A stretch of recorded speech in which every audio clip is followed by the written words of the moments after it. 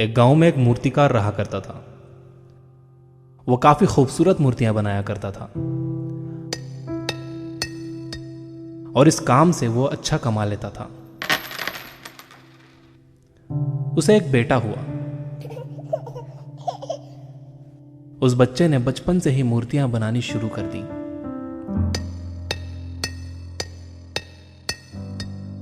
बेटा भी बहुत अच्छी मूर्तियां बनाया करता था और बाप अपने बेटे की कामयाबी पर खुश होता था। लेकिन हर बार बेटे की मूर्तियों में कोई ना कोई कमी निकाल दिया करता था। वो कहता था, बहुत अच्छा किया है, लेकिन अगली बार इस कमी को दूर करने की कोशिश करना। बेटा भी कोई शिकायत नहीं करता था।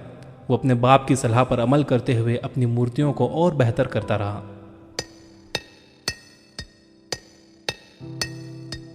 इस लगातार सुधार की वजह से बेटे की मूर्तियां बाप से भी अच्छी बनने लगी।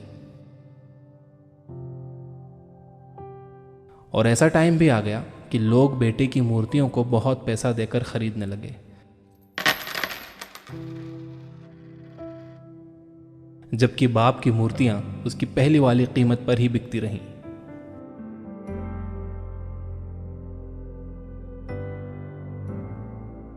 बाप अब भी बेटे की मूर्तियों में कमियां निकाल ही देता था, लेकिन बेटे को अब यह अच्छा नहीं लगता था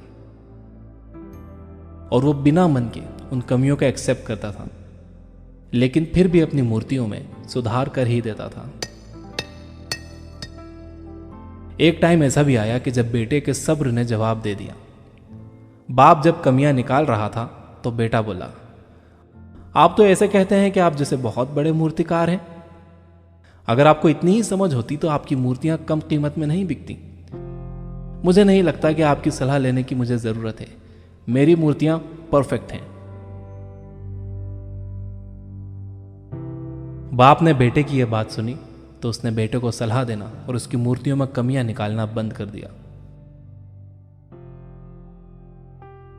कुछ महीने तो वो लड़का खुश रहा, लेकिन फिर उसने नोटिस किया कि लोग अब उसकी मूर्तियों की उतनी तारीफ नहीं करते जितनी पहले किया करते थे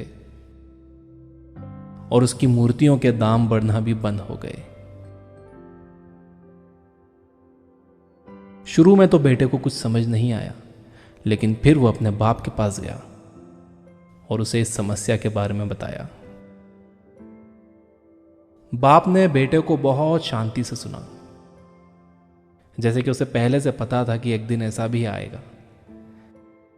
बेटे ने भी इस बात को नोटिस किया और उसने पूछा, क्या आप जानते थे कि ऐसा होने वाला है?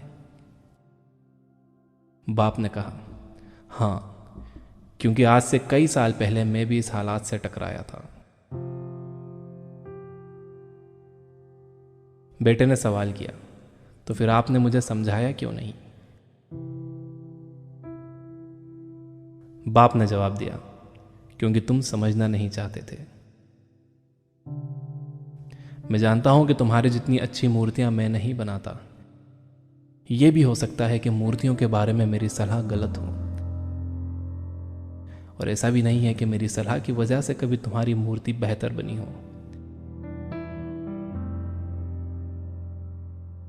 लेकिन जब मैं तुम्हारी मूर्तियों में कमियां दिखाता था, तब तुम अपनी बनाई मूर्तियों से सेटिस्फाई नहीं होते थे।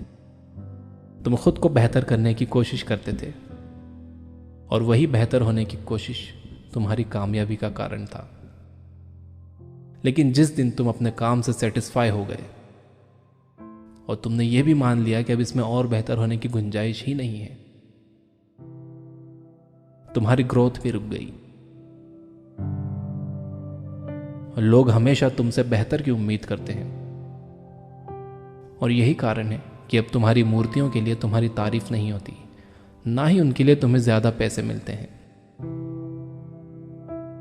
बेटा थोड़ी देर चुप रहा, फिर उसने सवाल किया, तो अब मुझे क्या करना चाहिए?